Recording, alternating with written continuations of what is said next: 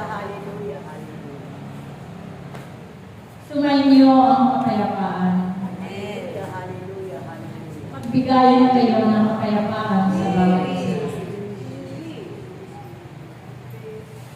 Hallelujah, hallelujah. Ako si Jesus, Hallelujah, hallelujah, ang hallelujah. bugtong ng anak ng Diyos. Hallelujah, hallelujah, hallelujah. Ako'y narito sa inyong harapan at nakatunghay sa bawat isa sa inyo. Hallelujah, Ang nananalig at nananatili sa akin ay siyang maliligtas. Kayong lahat na narito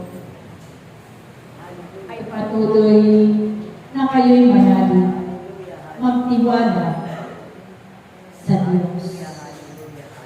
Sapagkat palagi ninyong tandaan na ang nananalig at nananampalataya ay may buhay na walang hanggan. Ako, si Jesus, ang daan, ang katotohanan, at ang buhay na walang hanggan. Ang nananatili at tumatalima sa aking salita ay makakamtan niya ang buhay na walang hanggan. Kaya kayong lahat na tinawag ng aking Ama, naway pagharian kayo lagi ng Diyos. Sapagkat kayo ay itinalaga ng aking Ama upang kayong lahat ay maglingkod sa Kanya hanggang wakas ng inyong mga buhay.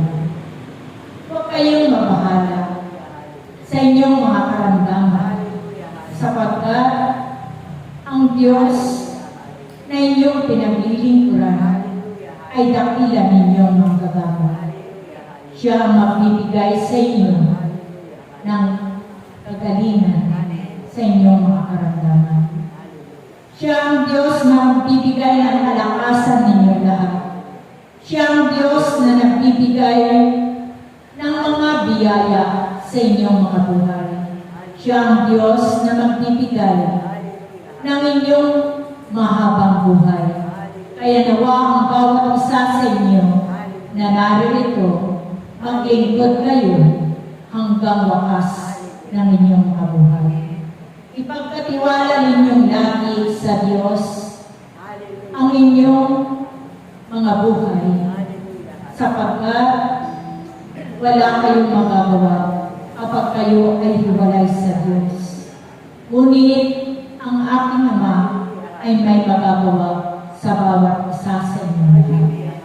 Kaya nawa ang bawat isa na narito, magpatuloy kayong maglingkod, huwag kayong hihinto sa inyong paglilingkod. Patuloy kayong manalig, sumampalataya sa Kanya, sapagkat hindi nabibigo ang nananalig at sumasampalataya sa Diyos. Kaya aking mga anak na narito, magpatuloy kayo maglingkod sa Kanya. Patuloy na ialay ninyo ang inyong buhay sa Diyos.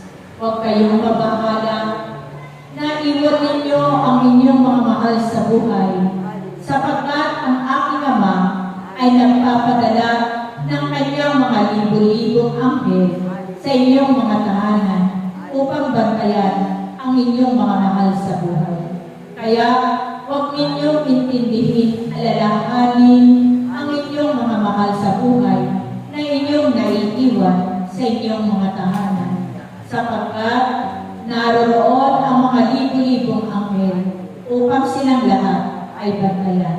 Kaya tandaan ninyo aking mga anak, sumunod kayong lagi sa kalooban ng Diyos upang makamit ninyo ang pangako ng Diyos na buhay na walang hanggan. Salamat sa inyong lahat na narito. Nawa pagpatuloy ninyo ang inyong paglilingkod at huwag kayong hihinto habang kayo'y nabubuhay, sapagkat ang Diyos ay naroon sa langit upang kayong lahat ay hintayin sa araw sa inyong lahat. Kaya tandaan ninyo aking mga anak, kayong lahat ay manatiling umiibig sa Diyos upang makamit ninyo ang buhay na walang hanggan. Salamat sa inyong lahat.